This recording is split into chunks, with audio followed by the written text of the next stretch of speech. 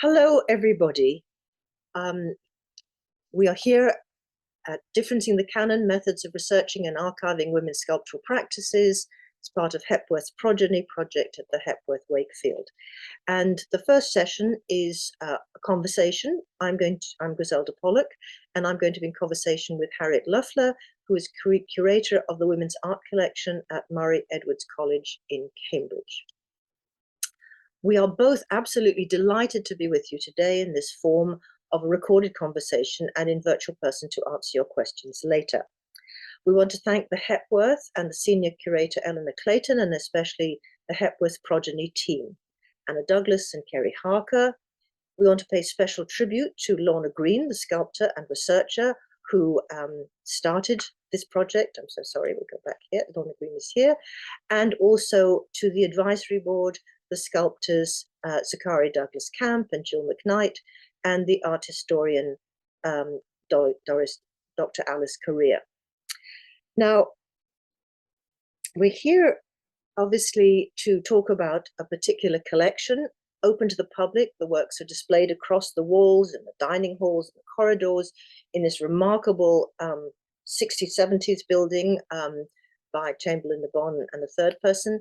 And as the collection has grown, conserving, archiving, exhibiting these works have required new strategies to ensure a fuller understanding of the significance of this collection that places so many women artists in conversation, but without the selectivity or prescribed narratives that we tend to find in modern museum collections. So what is the experience is it's to discover and make visible the collection's unique importance as a feminist space, not because all the artists are feminists, but a space for art that reflects the diversity of women and their creativities, concerns, processes, their humor, their passions, and their profound relevance. And I'm delighted that it is going to be framed by the concept of the differencing the canon. Now, differencing the canon was a concept that I proposed in 1999 in a book of that title that addressed two key challenges that feminist theory and practice in the arts face. The first is how to include women or allocate women in an art historical narrative that structurally and ideologically has worked to exclude women or to allocate to them only a secondary or irrelevant status. And the basis of that exclusion is just a hierarchy of gender. Gender becomes a value which is negatively imposed on women. The second is how to avoid the temptation of countering this by asserting the specific values for all art by all women, which is ourself, however positively a kind of corrective, nonetheless also still premised on the idea that women have a commonality as women. And this ignores the complexities of class, race, sexuality, capacity, neurosensory sensitivities, geopolitical and historical specificities, and of course, it doesn't convey the singularity of each artist's situated purposes and vision.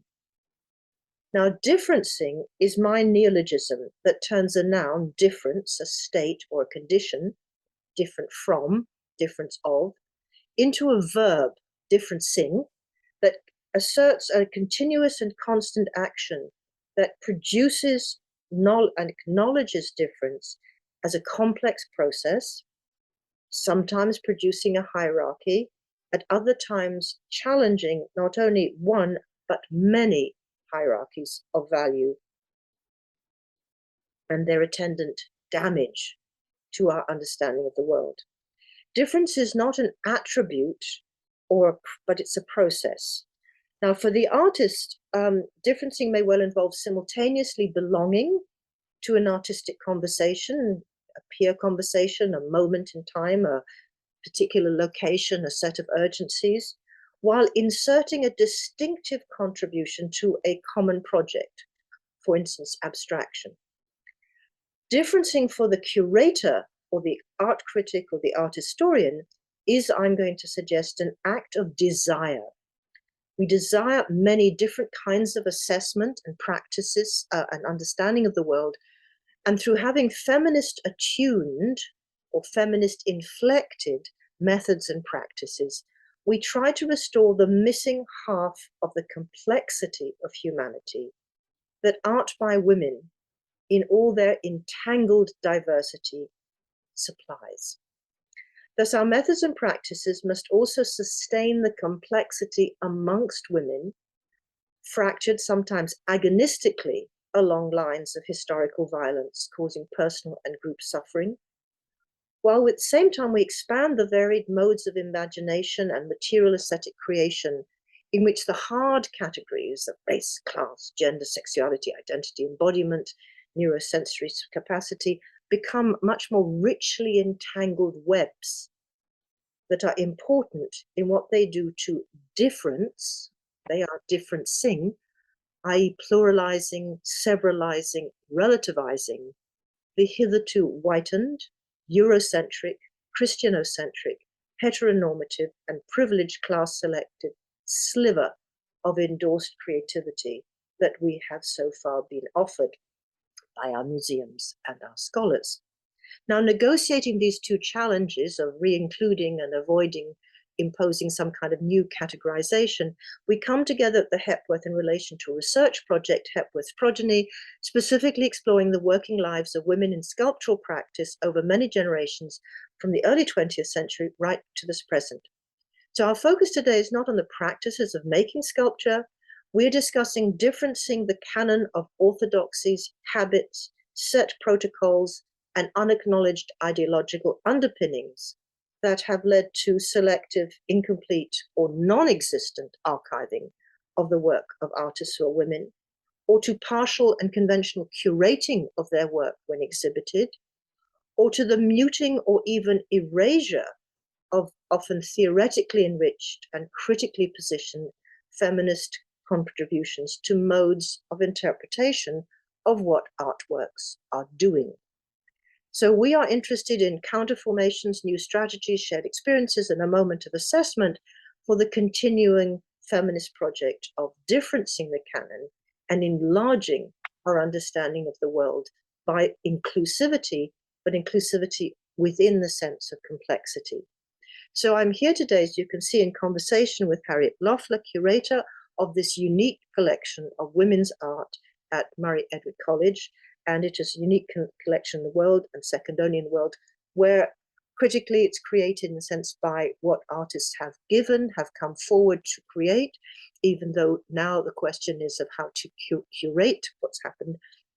And it is a remarkable experience in its location and its situation and its context and its historical meaning. So I'm going to hand over to Harriet to talk us through her work and its challenges, and I may draw out some conversation with her when we finished, or open it up directly to your questions. So I shall stop sharing my screen and now return to hand over to you, Harriet, to share yours. Thank you so much, Griselda. And I just want to echo Griselda's thanks to Anna, Kerry, and Claire for the invitation to participate in this conference. I'd also like to thank Griselda for sharing her keynote with me and also your continued support of the collection. So what is the Women's Art Collection? It's a permanent collection of art, modern and contemporary art by women at Murray Edwards College, one of two colleges for women at the University of Cambridge. The collection is the largest of its kind in Europe and is displayed across a Grade 2 listed Brutalist building that was opened in 1964. We received museum accreditation in 2018 and are open to the public every day. Before I embark on my talk, I think it's really important that I just say something about the names because it can get a bit confusing. So in 1954, Dame Rosemary Murray, the founding president, established the college as Newhall. And so her name, alongside that of the Edwards family, who generously donated to the college in 2008, makes up the now named Murray Edwards College. The Women's Art Collection was until very recently known as the Newhall Art Collection. In 2021, we reverted back to its original name of Women's Art in order to better reflect what it is and what makes it unique. So when Newhall was founded, there were 13 students and 2 fellows. And as its numbers increased, a new building was conceived, which is located in the city centre, a 5-minute walk from Kettle's Yard.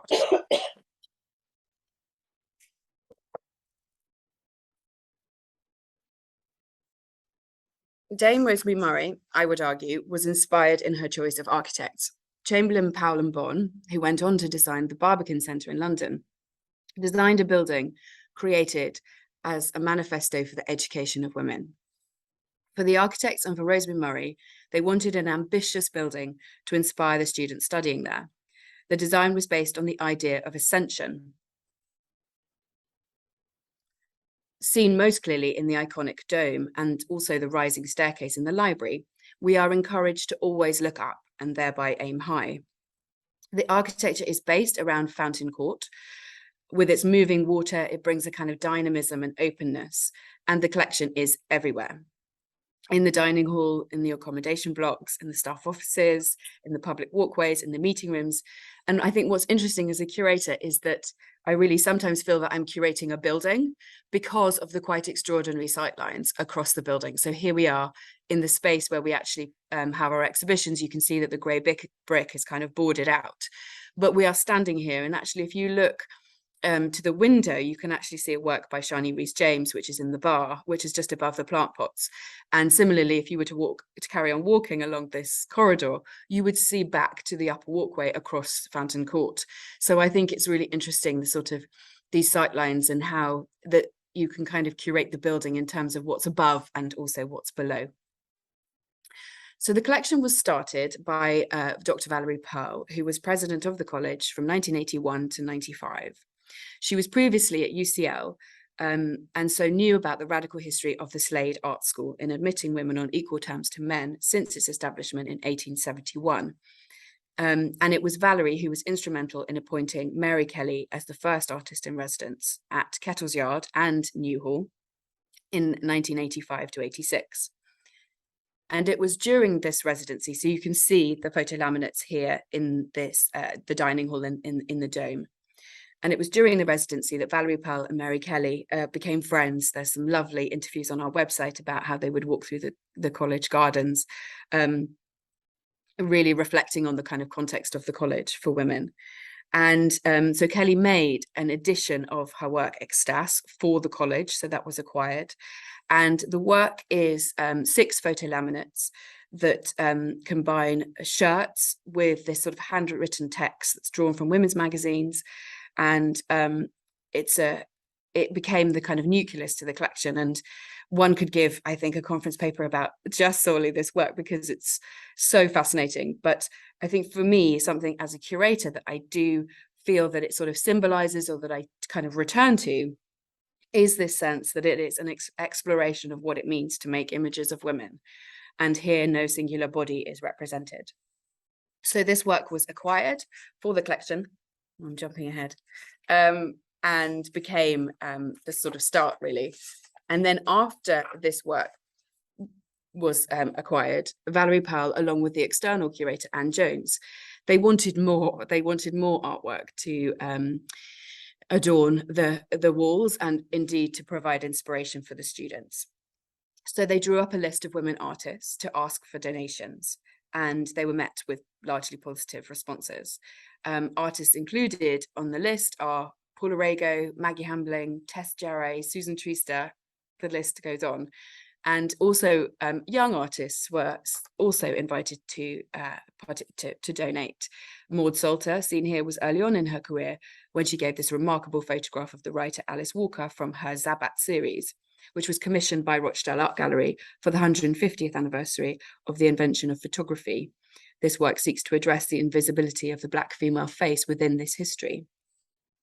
And so the list grew, with invited artists recommending other artists to donate. It was Maud who encouraged Lubena Himid to donate. So the collection, for me, really reflects the interests of the artists working at the time, as opposed to decision-making collecting professionals. The collection was conceived out of a network of artists, so acts as a map of the connections, relationships, support structures that underpin the work of women. A pairing of works that we have in the collection that's shown on the main walkway, one of the kind of key public areas to the collection displays, are these two paintings by Chantal Joffe and Ishbel Myerscough that depict Ishbel's son, Fraser. Not only does it show two very contrasting approaches to portraiture, it speaks of an intimacy between artists, something that I'm keen to sort of convey in how I curate the collection. Artists based in and around Cambridge were also invited to donate early on. This is a work by an artist called Christine Fox, whose work I've really returned to since a recent visit to Wising Arts Centre, which is just outside Cambridge in Bourne, where I encountered one of her spiral installations made out of slate. There was actually a kind of guided meditation that took place there, and it started raining. And I drew the connection between the works and just wanted to sort of learn more about her work. And in fact, kind of nature and rain, and her works are always cited in the landscape. It felt very kind of appropriate. And this is a work from my collection. You can see that there's a kind of, she carves the plinth, similarly made out of stone, a slate, and made kind of within a sort of a little gazebo, which is part of the garden. So a number of our sculptures are kind of located in the grounds, whilst others are kind of located inside. And I think this is an example of an artist who was kind of acclaimed in her career. She died in 2012. She did have lots of works and collections, particularly around Cambridge. And, you know, she was a very committed artist, and she sold work and she was successful. But obviously, is an artist because she was locally based, do we treat those artists differently? And I think that's a big part of my job, to kind of attend to the artists that the marketing, exhibitions maybe take us away from. And the story of Christine Fox is interesting because she befriended Nan Youngman, another really fascinating artist who's in our collection, who was a kind of educationalist artist who encouraged Christine to study at the Bath Academy of Art, that trained teachers of artists of all levels to become teachers. And she was also part of the Cambridge Society of Painters and Sculptors, which Youngman launched in 1955. And both of these artists showed with this group until it closed in the 1990s. She also taught trainee teachers at Homerton College and inspired many young sculptors. So I think it's really important that the collection is able to articulate how much of these artworks tell us about an entangled ecology of people and places. So this act of collecting giving in the early 90s by all of these artists also speaks of a desire to be represented at a time when women artists were, and arguably still are, largely overlooked by museums and galleries. And these artists were given a platform and a voice. And crucially, as Griselda highlighted in her talk at the launch of the collection in 1992, all the artists that donated, this is so open quote, all the artists that donated did so not as examples of women, but in a community of all these women individuals. I'm interested in this launch event. It coincided with an exhibition of the 80 donated works by the 69 artists. And I've learned more about it since the chair of our art committee, Martin Rowland, recently carried out interviews with people who were there. But interviews only tell us so much. The artist Maud Salter read from one of her poems at the launch, and something I had so hoped to find, but knew was unlikely, in the existing collection archive, might have been a recording. Instead, I found a small number of materials relating to her exhibitions, which resonated with me, given her work problematizes the archive and its inclusions and exclusions. As a curator, I take research and documentation seriously, and know that this needs to be expanded in my work to shift the archive from being seen and used, not as a repository of work that has taken place and may occasionally be visited by scholars, but rather an active site of knowledge production. I look to the Glasgow Women's Library as an important example of this, and I'm interested that this is the sole accredited collection of women's history and was established the same year as the collection. There is so much important work to be done connecting our collection with these spaces, and we are fortunate to have secured funding for a 2-year part-time research project that will be undertaken by my colleague Naomi Plonsky, who is there with you in Wakefield. And one of the outcomes of this research will be an online tour of the collection that will be co-produced with local community partners who will be involved from the outset of the research project. So we'll have an active role in what is examined and how it is interpreted. So a distributed way of working and sharing information about the collection. So fast forward 30 years, and the collection now has over 600 works, with 90% of the collection on permanent display. It is important to note that the collection has only had a part-time curator in post since 2015, a role that was occupied by Eliza Gluckman until 2018 when I started. It was only this year that the role has been made permanent. Eliza generated an amazing, ambitious program during her time that included inviting the Guerrilla Girls to college in 2016. And this was an event that I attended when I was a curator at Norwich Castle in Norfolk. And it inspired me to go back to do a survey of the number of women artists in the collection, where we had 3,000 artworks. And it was a really interesting process of going through a collections database to try and kind of unlock and discover the kind of women artists in the collection. And to my dismay, I found it was 7%, but that encouraged me. I did an exhibition called Visible Women, and we had an amazing work by Penny Slinger. But so what I found important about the work that Eliza did was that she made the programming around the collection, it generated kind of activism. I went off and I did something with that information in a kind of true Guerrilla Girl sort of style. They really did prompt me to make a change, which was really important. She also did some brilliant exhibitions of much lesser known artists, such as Elizabeth Vellacott. So how do I go about curating this collection? Well, primarily through exhibitions, events, and collection displays. I'm grateful to have the help of Naomi Polonsky, our assistant curator. But these programs, how I try to sort of envisage them, or the kind of critical framework that we try to work within, is one that does engage with contemporary thinking about gender, race, representation more broadly, as well as inequality. So, for instance, a recent exhibition that we did was an exhibition of Maud Salter's work, where we brought together, or we attempted to bring together, that's a whole nother story about where Maud Salter's works are, but we tried to bring together all 9 of the Zabat series. All 9 are actually in the V&A, but they wouldn't lend because we didn't adhere to their very stringent display conditions. So we managed to secure 6 works in the series. So we do kind of exhibitions, and this exhibition then toured to Touchstone Rochdale. And then we have a new exhibition that looks at still life, which Naomi has curated. So very much tries to kind of challenge the hierarchies, art historical hierarchies. In 2020, we collaborated with Kettle's Yard on their Lindaism retrospective to stage Linda's Bower of Bliss at Murray Edwards College,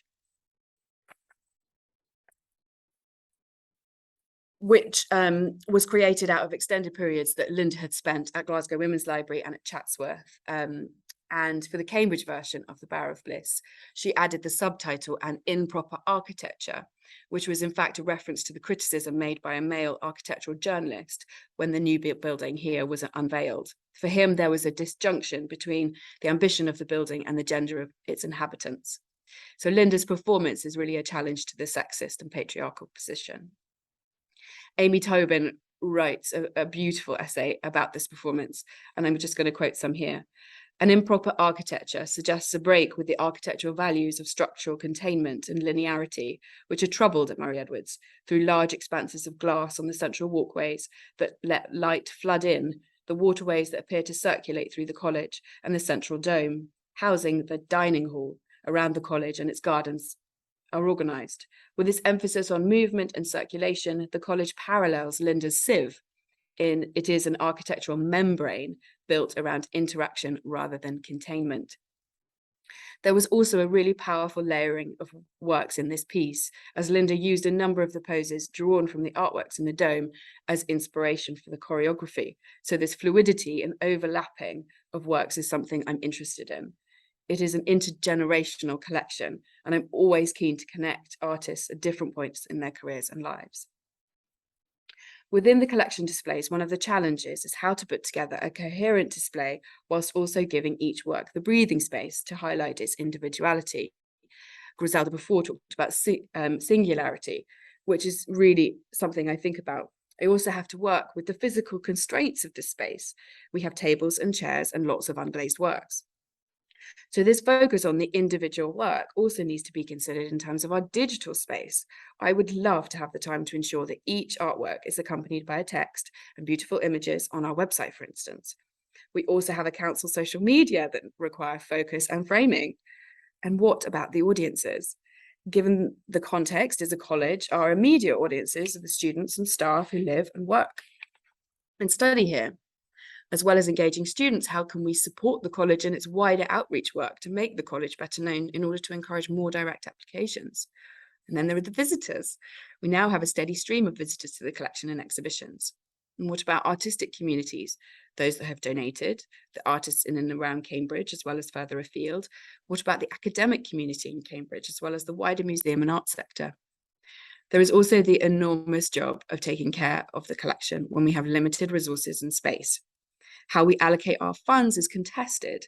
Should it be spent on raising the profile of the collection through marketing and PR? To what ends? More loan requests? Greater funding opportunities? Yes, of course, but we must also attend to what we have, as opposed to the perpetual cycle of activity. It's the fast and slow of any curator's job.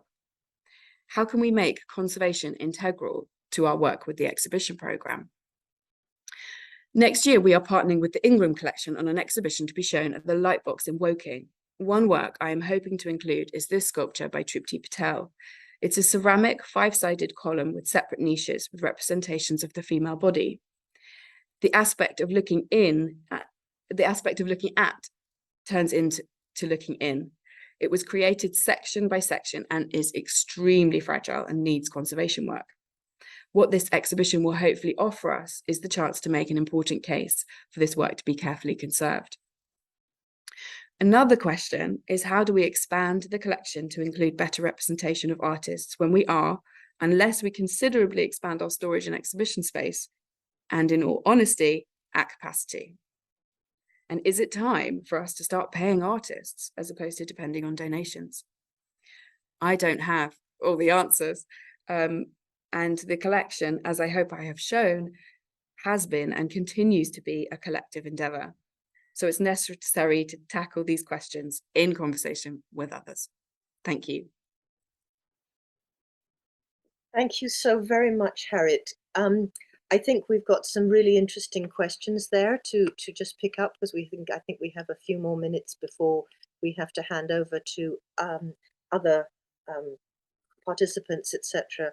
Which is the first thing I have, which what you said about the kind of multiple responsibilities that you face as a curator to the college, to the students, but to visitors, to the wider field of things, your negotiation with other museums about their kind of conditions, etc. But also, I thought what just really struck me, which was, in a sense, your relationship to the artists. And I thought that that's a very important thing, because of being an artist, in a sense, generated collection by donation, that opens up possibilities, seems to me, for continuing this sense of accumulating a kind of a non-programmed reflection of the very different kinds of spaces in which women are. And I know that the Hepworth Progeny project and Lorna Green's original project, which was actually to find out what is it like when women decide to be professional artists.